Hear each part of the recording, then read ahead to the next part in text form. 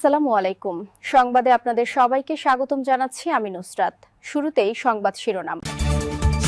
নেতানিয়াহুকে ফেরাউনের সঙ্গে তুলনা করলেন এরদোগান। বিক্ষোভ নিয়ে ট্রাম্পের উস্কানিমূলক হুমকি, জাতিসংঘে ইরানের চিঠি। ইউক্রেনের নতুন চিফ অফ স্টাফ হলেন কিরিলো বুদানভ। কানাডায় থাকার বৈধতা হারাচ্ছেন ১০ লাখ ভারতীয়। দর্শক, এতক্ষণ শুনছিলেন সংবাদ শিরোনাম। এখন বিস্তারিত। আপনি যদি ইসরায়েলের ধ্বংস চেয়ে থাকেন তাহলে চ্যানেলটি সাবস্ক্রাইব করে দিবেন এবং ভিডিওতে লাইক করে আপনার মূল্যবান মতামত কমেন্টে লিখে জানিয়ে দিবেন। এখন বিস্তারিত। গাজা সংকট নিয়ে ইসরায়েলের প্রধানমন্ত্রী বেঞ্জামিন নেতানিয়াহুকে ফেরাউনের সঙ্গে তুলনা করেছেন তুরস্কের প্রেসিডেন্ট রিসেপ তাইয়েব এরডোগান। গাজায় মানবিক সহায়তা দেয়া ৩৭টি আন্তর্জাতিক সংস্থার কার্যক্রম নিষিদ্ধের সমালোচনায় শুক্রবার ২ জানুয়ারি ইস্তাম্বুলে জুমার নামাজের পর সাংবাদিকদের প্রশ্নের জবাবে একথা বলেন তিনি। হুরিয়েট ডেইলি নিউজ। বৃহস্পতিবার ১ জানুয়ারি গাজায় মানবিক সহায়তা দেয়া ৩৭টি আন্তর্জাতিক সংস্থার কার্যক্রম নিষিদ্ধ করে ইসরায়েল, যার মধ্যে ডক্টরস উইদাউট বর্ডার্সও রয়েছে। ইসরায়েলি সরকারের দাবি এসব সংস্থা ফিলিস্তিনিদের সহায়তা করার আড়ালে হামাসের সঙ্গে যুক্ত রয়েছে, যদিও এ বিষয়ে কোনো প্রমাণ দেখায়নি দেশটি। নেতানিয়াহু সরকারের এই পদক্ষেপে উদ্বেগ প্রকাশ করেছে আন্তর্জাতিক সম্প্রদায় ও মানবাধিকার সংস্থাগুলো। ৩৭টি আন্তর্জাতিক সংস্থার লাইসেন্স বাতিলের ঘটনায় নিন্দা জানিয়েছে খোদ ইসরায়েলের ১৯টি মানবাধিকার সংস্থা। এক যৌথ বিবৃতিতে এ ধরনের পদক্ষেপ থেকে সরে আসার আহ্বান জানিয়েছে আদালাফ সহ অন্যান্য সংস্থাগুলো। ইসরায়েলের এই পদক্ষেপের সমালোচনা করেন এরদোগানও। তিনি বলেন, গাজায় শিশুদের কান্না ও দুর্দশা বিশ্বকে নাড়া দিচ্ছে, কিন্তু তারপরেও ইসরায়েল ত্রাণ প্রবেশে বাধা দিচ্ছে। তিনি আরও বলেন, বাতাস, বৃষ্টি এবং কাদার মধ্যে বসবাসকারী শিশুদের কান্না ছাড়া উপায় নেই, কেননা তাদের কাছে তাঁবু নেই। এরদোগান বলেন, আমরা কন্টেইনার পাঠাতে চাই, কিন্তু নেতানিয়াহু যেতে দেয় না। আজ হোক বা কাল আল্লাহর ইচ্ছায় আমরা এই নির্যাতিত মানুষকে এই কষ্ট থেকে উদ্ধার করব। বৃহস্পতিবার ১ জানুয়ারি ফিলিস্তিনের সমর্থনে ইস্তাম্বুলের গালাতা সেতুতে অনুষ্ঠিত বিশাল সমাবেশের প্রশংসা করে তিনি বলেন, এটি প্রমাণ করে ফিলিস্তিন একা নয়, তুরস্ক ও ইসলামী বিশ্ব তাদের সব শক্তি দিয়ে গাজার পাশে থাকবে বলেও তিনি আশ্বাস দেন।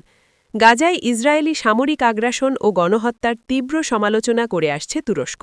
সেই সঙ্গে ২০২৩ সালের অক্টোবরে সংঘাত শুরু হওয়ার পর থেকে দেশটি ইসরায়েলের সাথে বাণিজ্য কমানোর পদক্ষেপ নিয়েছে। গত বছরের এপ্রিল মাসে আঙ্কারা ১,০০০টিও বেশি পণ্য রপ্তানি নিষিদ্ধ করে। পরে সকল বিভাগেরই রপ্তানি, আমদানি এবং ট্রানজিট বাণিজ্য সম্পূর্ণ স্থগিত করে।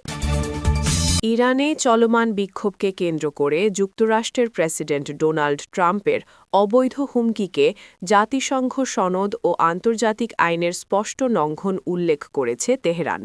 একই সঙ্গে মার্কিন প্রেসিডেন্টের বক্তব্যের নিন্দা জানানোর জন্য জাতিসংঘ মহাসচিব ও জাতিসংঘ নিরাপত্তা পরিষদের ইউএনএসসির সভাপতির কাছে চিঠি দিয়েছেন জাতিসংঘে নিযুক্ত ইরানের রাষ্ট্রদূত আমির সাইর ইরাভানি।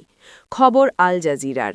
স্থানীয় সময় শুক্রবার ১ জানুয়ারি নিজের সামাজিক যোগাযোগ মাধ্যম ট্রুথ সোশ্যালে দেওয়া এক পোস্টে ট্রাম্প বলেন, শান্তিপূর্ণ বিক্ষোভকারীদের যদি ইরান গুলি করে ও সহিংসভাবে হত্যা করে তাহলে যুক্তরাষ্ট্র তাদের উদ্ধারে এগিয়ে আসতে প্রস্তুত। ট্রাম্পের এ বক্তব্যের কয়েক ঘণ্টা পরই রাষ্ট্রদূত ইরাভানি জাতিসংঘ মহাসচিব আন্তোনিও গুতেরেস ও ইউএনএসসির সদস্যদের উদ্দেশ্যে পাঠানো চিঠিতে এসব মন্তব্যকে বেপরোয়া ও উস্কানোমূলক আখ্যা দেন। একই সঙ্গে এসব বক্তব্যকে জাতিসংঘ সনদ ও আন্তর্জাতিক আইনের গুরুতর লঙ্ঘন হিসাবে উল্লেখ করে এর তীব্র নিন্দা জানানোর আহ্বান জানান। চিঠিতে ইরাভানি বলেন, বহিঃচাপ বা সামরিক হস্তক্ষেপের অজুহাত হিসাবে অভ্যন্তরীণ অস্থিরতা উস্কে দেওয়া, উৎসাহিত করা বা বৈধতা দেওয়ার যে কোনো প্রচেষ্টা ইরানের সার্বভৌমত্ব, রাজনৈতিক স্বাধীনতা ও ভৌগোলিক অখণ্ডতার চরম লঙ্ঘন।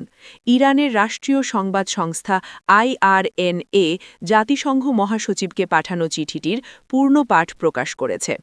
চিঠিতে আরও বলা হয়, ইরান সরকার নিজেদের সার্বভৌমত্ব রক্ষার স্বাভাবিক অধিকার পুনর্ব্যক্ত করছে এবং সেই অধিকার দৃঢ় ও আনুপাতিকভাবে প্রয়োগ করবে।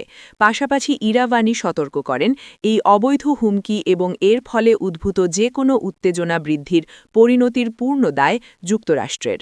গত রোববার তেহরানের খোলা বাজারে মার্কিন ডলারের বিপরীতে ইরানের রিয়ালের মান রেকর্ড সর্বনিম্ন স্তরে নেমে আসে। এর পরপরই দেশজুড়ে বিক্ষোভ ও ধর্মঘট শুরু করেন নাগরিকরা। শুক্রবার টানা ষষ্ঠ দিনের মতো ইরানের বিভিন্ন শহরে বিক্ষোভ অনুষ্ঠিত হয়। এরই মধ্যে এসব বিক্ষোভ সহিংস রূপ নিয়েছে। নিরাপত্তা বাহিনীর গুলিতে কয়েকজন বিক্ষোভকারী নিহত হওয়ার খবর পাওয়া গেছে। নতুন করে আরও অনেক শহরে বিক্ষোভ ছড়িয়ে পড়েছে। ইউক্রেনের নতুন চিফ অব স্টাফ হিসেবে কিরিলো বুদানভের নাম ঘোষণা করেছেন দেশটির প্রেসিডেন্ট ভলোদিমির জেলেনস্কি।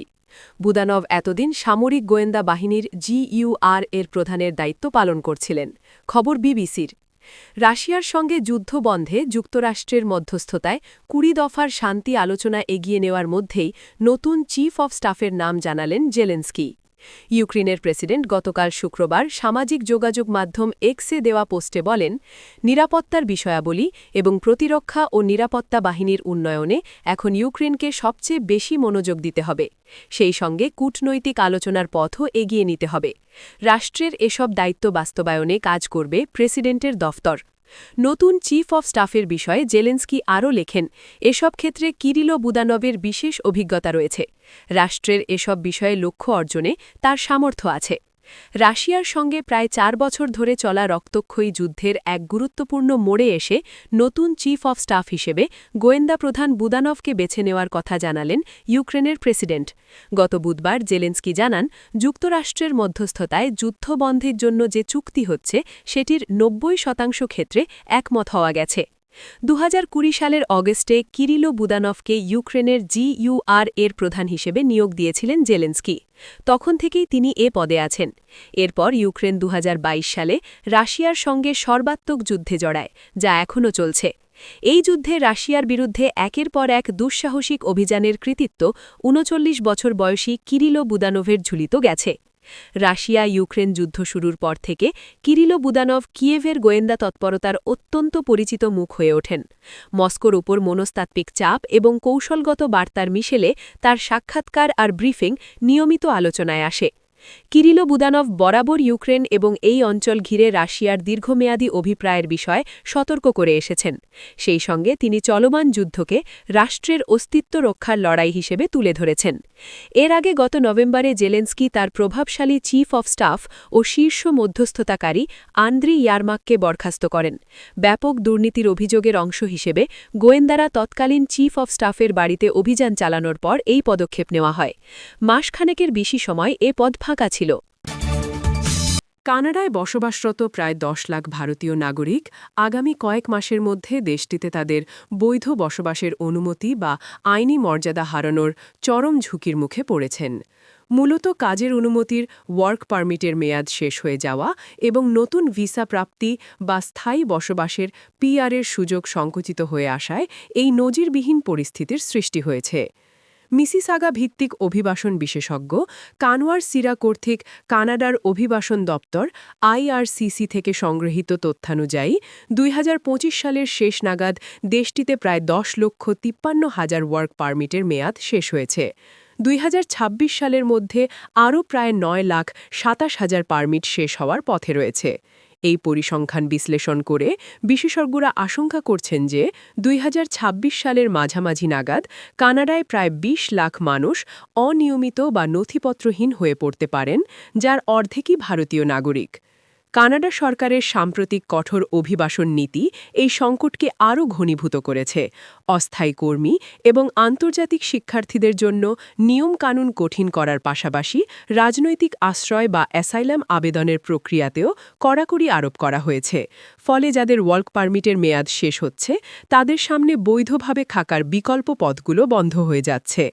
কানওয়ার সিরা সতর্ক করে জানিয়েছেন, ২০২৬ সালের প্রথম প্রান্তিক নাগাদ প্রায় ৩,১৫,০০০ মানুষের পারমিটের মেয়াদ শেষ হবে, যা দেশটির অভিবাসন ব্যবস্থায় একটি বড় ধরনের স্থবিরতা তৈরি করবে। ইতোমধ্যেই এই পরিস্থিতির সামাজিক প্রভাব পরিলক্ষিত হতে শুরু করেছে। বৃহত্তর টরন্টো এলাকা, বিশেষ করে ব্র্যাম্পটন এবং ক্যালেডনের বনাঞ্চলে অস্থায়ী তাঁবু খাটিয়ে নথিপত্রহীন অভিবাসীদের বসবাস করতে দেখা যাচ্ছে। স্থানীয় সাংবাদিকদের মতে, আইনি মর্যাদা হারানো অনেক ভারতীয় নাগরিক এখন নামমাত্র মজুরিতে নগদ টাকায় কাজ করতে বাধ্য হচ্ছেন। এর পাশাপাশি বৈধ হওয়ার আশায় ভুয়া বিয়ের মতো অনৈতিক কর্মকাণ্ড পরিচালনার চক্র সক্রিয় হয়ে উঠেছে বলে অভিযোগ পাওয়া গেছে। এই মানবিক এবং আইনি সংকটের প্রতিবাদে সরব হয়েছে বিভিন্ন অধিকার রক্ষা সংগঠন। নওজোয়ান সাপোর্ট নেটওয়ার্কের মতো কর্মীবান্ধব সংগঠনগুলো জানুয়ারি মাস থেকে বড় ধরনের বিক্ষোভের পরিকল্পনা করছে। তাদের দাবি, যারা কানাডার অর্থনীতিতে শ্রম দিচ্ছেন তাদের স্থায়ীভাবে বসবাসের সুযোগ দিতে হবে। কাজের জন্য যোগ্য হলে থাকার জন্য যোগ্য। এই স্লোগানকে সামনে রেখে তারা অভিবাসন নীতি সংস্কারের জন্য সরকারের ওপর চাপ সৃষ্টির চেষ্টা চালাচ্ছে। আপনি যদি আমাদের চ্যানেলে নতুন হয়ে থাকেন তাহলে চ্যানেলটি সাবস্ক্রাইব করে দিন।